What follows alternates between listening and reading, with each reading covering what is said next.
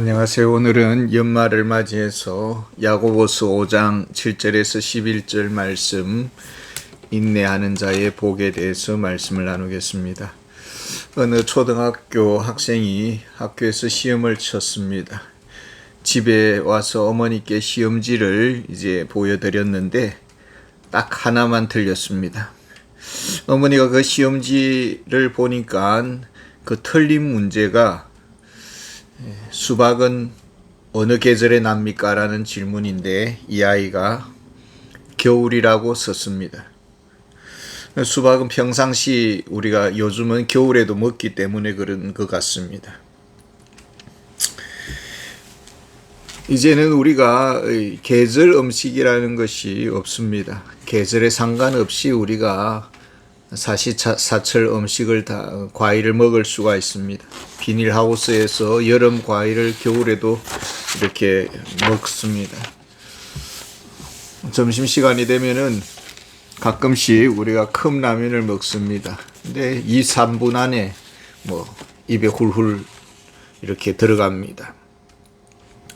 어느 목사님이 미국 집회를 갔습니다. 가는 도중에 길이 막혔습니다. 눈이 와서 차들이 이렇게 걸음마를 합니다. 이곳저곳에서 빵빵거리는 소리가 나옵니다. 그분이 주변을 돌아보니까 그 빵빵거리는 모든 차들이 대체 다 한국 사람들이었다는 것입니다. 빨리빨리가 한국인의 대명사가 되었습니다. 농부는 우리의 생존과 직결됩니다. 봄에 씨를 뿌리고 또 잡초도 뽑고 거름도 주고 하지만은 비는 하늘에서 주어져야 합니다.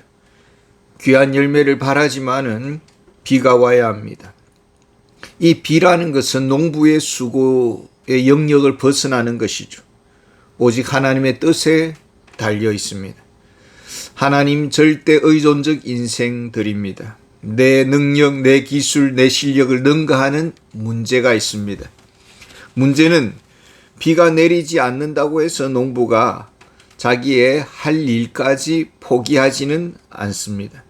농부는 매일 밭에 나가서 거름도 주고 또 이렇게 잡초도 뽑고 합니다. 세상살이 우리 뜻대로 되지 않는 일들이 많습니다. 시편 31편에 보면은 고통 중에 시인의 하소연하는 그런 기도를 들을 수가 있습니다. 스트레스로 인해서 건강이 쇠약해졌습니다. 매일 일상이 참 슬픈 날입니다. 사람들로부터 기피 대상이 되었고 투명인간 취급을 당합니다. 사람들이 거들떠 보지 않을 뿐더러 사람들의 공격 목표가 되었습니다. 이때 시인이 고백을 합니다. 시편 31편 14절에 보면은 여호와여 그러하여도 나는 주께 의지하고 말하기를 주는 내 하나님이라 하였나이다. 오늘 8절에도 보면은 너희도 길이 참고 마음을 굳건하게 하라 주의 강림이 가까우니라. 위기를 직면할 때 우리는 책임 소재를 따집니다. 누구 때문이라고 원망을 합니다.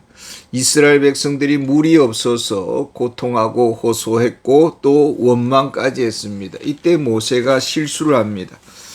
시편 106편 33절에 보면 모세가 그의 입술을 망령되이 말하였음이로다. 망령되다라는 뜻이 무엇일까요? 이 물은 하나님이 주셔야만 합니다. 그런데 모세가 어떻게 말을 합니까? 민수기 20장 10절에 보면 우리가 이 반석에서 물을 내랴 하면서 반석을 2번 쳤습니다. 이 물은 모세가 주는 것이 아닙니다. 모세의 능력과 무관합니다. 하나님이 주실 것을 믿고 반석을 쳐라고 했으니 치면 되는 것입니다. 마치 자신이 모든 것을 주관하는 자인 것처럼 그렇게 말을 했고 모세는 그의 시련으로 가나안 땅에 들어가지 못했습니다. 9절에 보면 형제들아 원망하지 말라 그리하여야 심판을 면하리라 보라 심판주가 문 밖에 서 계시니라. 주께서 심판하신다면은 무엇을 평가하시겠습니까? 생각이 부정적이었고 말에 실수가 많습니다. 조급하게 행동했습니다. 사랑은 오래 참는다고 했습니다. 결국 인내를 평가할 것입니다. 인내하는 사랑 없음, 이것을 평가하실 것입니다. 그것이 그 사람의 인간됨을 말하기 때문입니다. 10절에 보면 형제들아 주의 이름으로 말한 선지자들을 고난과 오래 참음의 본으로 삼으라. 주의 이름으로 말한 선지자, 참 선지자의 판단 기준이 무엇입니까? 내 이름으로 말하고 내 지혜를 성공 원인으로 자랑을 하고 내가 잘나서 오늘의 열매를 뽐냅니다.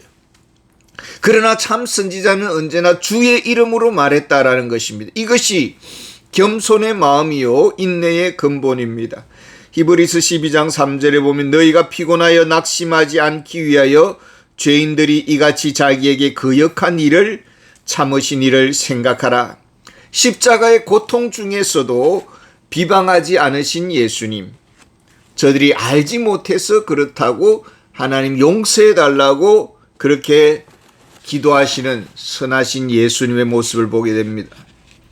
왜 인내가 중요한 문제가 되는 것입니까? 11절에 보면 보라 인내하는 자를 우리가 복되다 하나니 너희가 욥의 인내를 들었고 주께서 주신 결말을 보았거니와 주는 가장 자비하시고 긍휼히 여기시는 이시니라. 욥의 고난을 아실 것입니다. 하루아침에 자녀들이 적의 기습 공격을 받아서 죽었습니다. 아내는 욕을 하고 떠나버렸고 친구들은 은근히 비꼬고 정죄했습니다. 온몸은 피부병으로 무너졌습니다. 왜 변명이 없겠습니까? 왜 말에 실수가 없겠습니까? 상처와 고통과 원망과 아픔뿐인데 이것이 연약한 인생의 모습입니다.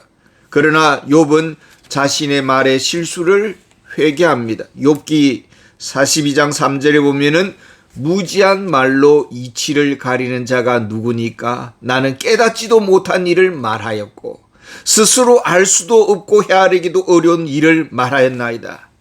욥은 자신의 시련들을 주님 앞에 자백합니다. 회개하는 욥에게 베푸신 하나님의 그 결말이 무엇입니까? 욥기 42장 12절에 보면 여호와께서 욥의 말년에 욥에게 처음보다 더 복을 주시니.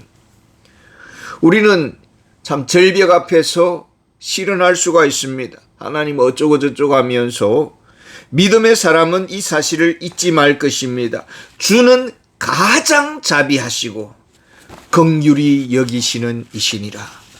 모든 것을 아시는 주님 앞에 있습니다. 나의 인내의 무게는 어느 정도입니까? 주님이 기뻐하시는 인내의 사람이 되어서 주께서 주시는 결말을 보는 남은 삶이 되기를 원합니다. 감사합니다.